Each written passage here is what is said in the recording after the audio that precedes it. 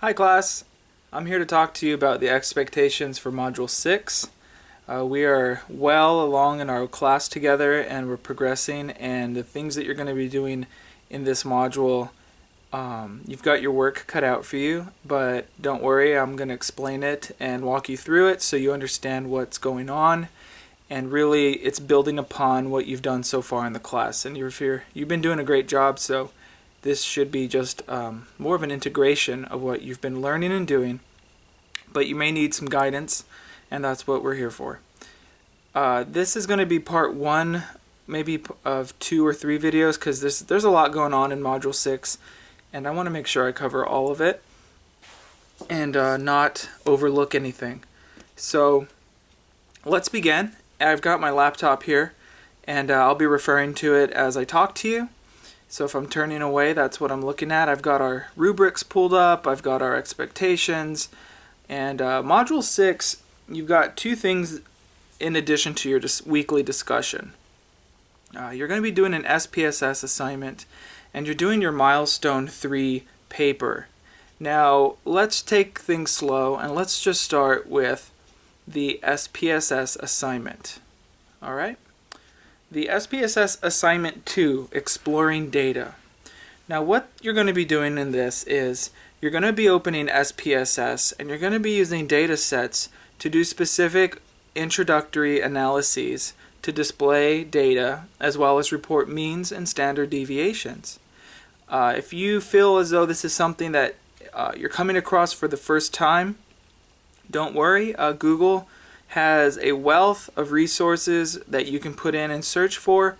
You can put in SPSS mean and standard deviation, SPSS display box plot, SPSS display histogram, and there are existing easy to follow tutorials that will show you how to navigate picture by picture on how to do this. So before you get any anxiety, just remember that the answers exist, and it just takes a little searching on Google, and you'll be given some procedures and additional support and help as you do your project. So I'm going to go through this, and I'm pulling it up. Okay, so what I'm going to do for you in terms of helping you with the SPSS 2 assignment is I'm just going to talk generally of what you're doing and how to understand this. So one thing is you're going to be doing histograms. Histograms are a way to display data. They're upwards bar. A histogram displays the frequency or the count of an item, and it shows you visually which items have more in the count. So if you need to, you can look up how to display an histogram in SPSS, those types of words. So make sure that you're understanding histograms. The next one is box plots. Box plots have to do with ranges. Not to get too into it though, but it'll tell you the upper and lower range of values, and then all of the values within that, and sometimes they call them box whisker plots, but you're going to be making a box plot. So again, if you have to work with SPSS and you're not too sure how, you can always Google SPSS display box plots, and there should be some tutorials and some guides that will show you how to do this. You have successfully worked on uploading data, making data in SPSS. Now you guys are getting into the beginning stages of analyses. Moving on in the assignment, you're going to be reporting the mean and standard deviation of adverts, sales, airplay, and attract. You're good again. SPSS does have drop-down menus to select and highlight and report mean, report standard deviation. And like always, if you are having some difficulty there, you can always look that up in SPSS display mean or SPSS display standard deviation. And then you're going to put the answers in your worksheet. So that is going to cover the SPSS assignment, what you're going to do in the assignment, and how you can go about doing it. You can refer to the book, our SPSS book for the class, and the internet as well.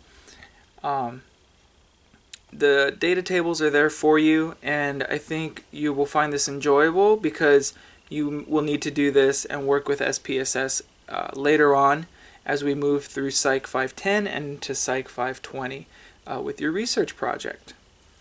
Okay, so that concludes talking about the SPSS Assignment 2, Exploring Data. The next thing that you have is the final project milestone 3, which is entitled Initial Draft of Introduction and Literature Review. Now, this is going to be something that has a very long rubric. I want to work with you and go through each one. So let's take a little bit. We'll have to break this video up and continue so it's not too long. But let's at least start by understanding what this assignment wants us to do. Okay, so the take home to start with this is, this paper is going to consist of 3 parts.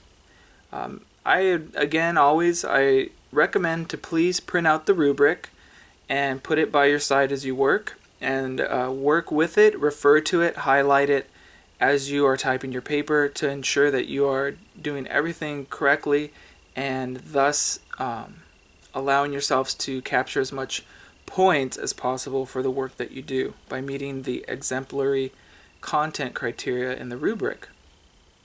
So, what does this paper want you to do? I said there's 3 parts. Let's look it over. The instructions say that number 1, the first part needs to introduce your general topic that you were researching. Good. This is something you've done before, so we have this with us. You have something to refer to.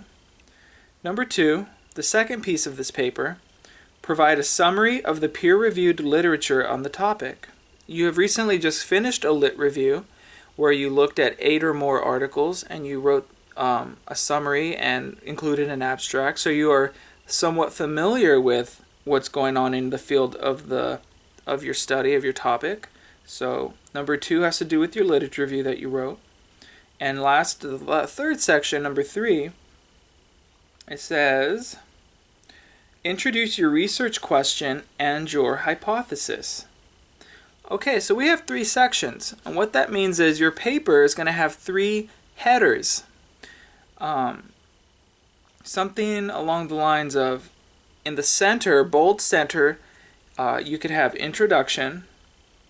The second header is literature review, and the third header, most oftentimes in your articles, your third header is the methodology section, which is something you're kind of starting to do. I don't want to use that word because it's not in our material, so I don't want to try to confuse anyone. So just keep your third one simple, and you can just call it, your research question. But you do have 3 parts to this, and you have done the work up until this point, and what you want to do now is integrate all of this into a cohesive summary, and the end result is you are creating a research proposal. Oftentimes in the field, when a research proposal is written and it gets approved, the research proposal then turns into an actual research project. And the proposal is usually the first 3 chapters, and then the research itself is the last 2 chapters. Normally in the field, the first 3 chapters are your introduction, your literature review, and your methodology, saying what are you doing and how you're doing it. Then it gets approved, and then you can go conduct your study, and chapter 4 is your results, what did you find, and chapter 5 is your discussion, what does it mean. So that creates and finishes a polished research project, and that's how all of the articles you've been reading are structured. They have an intro, a lit review, a methodology, a results, and a discussion section.